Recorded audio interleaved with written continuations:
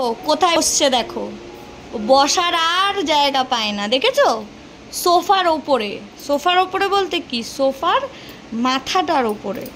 মানে পড়লে যে ওর কি কি ভেঙে যাবে ও জানে না, আর ওর মনে হয় ভয়ও লাগে না। দেখো কতটা উঁচু, দেখতে পাচ্ছ তো? ওই দেখো,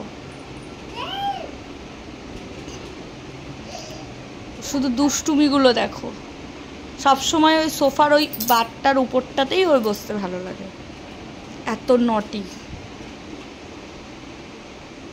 এবার তাকিয়ে আমাকে দেখছে, ইঁদুর কোথাকারে একটা।